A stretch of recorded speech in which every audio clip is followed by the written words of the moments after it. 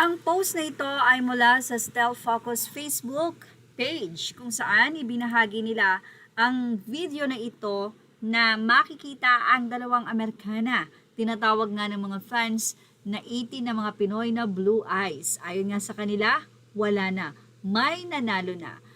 Sa nasabing video, makikita nyo ang dalawang babae na ito na nagtitinginan, halos umiiling at hindi makapaniwala sa tindi ng taas ng boses ni Stell. The time ay kinanta po ng SB19 ang Wakas, kung saan alam naman natin ang part ni Stell dyan ay napakatindi ng taas ng nota. High notes talaga, at alam naman natin na pag talagang high notes, lagi yan kay Stell ibinibigay. Napataas na nga po ng kamay at napawagayway na ito na sinasabi iba talaga ang SB19. Matindi po talaga ang paghanga ng dalawang blue eyes na ito, at sa kanila nga pong gesture ay makikita nyo na hindi po nila ito naitago. Well, nakakatuwa naman ang naging opinion o reaksyon dito ng mga fans. Pero mula po sa Style Focus, sinabi nilang Stell's breathtaking high notes during Wakas at Lollapalooza left international casuals completely in awe. His vocals, breath control, stamina, and stage presence continue to captivate audiences beyond borders. No wonder so many people are discovering just how incredible he is.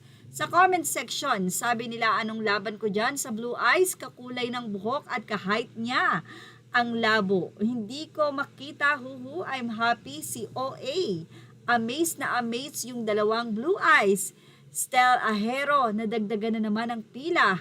Wala na, may nanalo na guys. Biro pa ng mga fan or ng mga 18. At Stellberry or yung mga berries.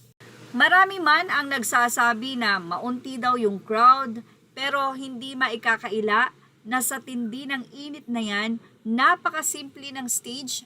At sa dami po ng stage ng Lollapalooza, kung di tayo nagkakamali, ayon sa nabasa natin, ay mayroon silang 8 stages at yan po ay sabay-sabay na may mga nagperform. Knowing SB19 na first time sa Lollapalooza, ay matindi po yung mga nagpunta doon. Syempre, meron na po silang audience dahil meron diyang 18. Pero yung mga casuals na nandoon, nagtiis ng init at matindi ang paghanga sa SB19, yun po ang win-win. The fact na dumami ang crowd sa kabila ng kainitan ng panahon, ibig sabihin, matindi ang karisma talaga ng SB19. Sabi nga, kahit ang Lollapalooza ay sobrang humanga sa kanila. Hindi po madaling makahatak ng audience, lalo na't bago ka pa lang. Pero nagawa po ito ng SB19, it's because their talent at sa kanilang charisma. Kitang-kita naman ang paghanga nila at ang ngiti ng dalawang magandang dilag na ito. Images are all credit to the rightful owners. Thank you for watching. Mga 18, ilagay na ang inyong komento at opinion sa ating comment section. Images are all credit to the rightful owners. Thank you for watching Showbiz Now.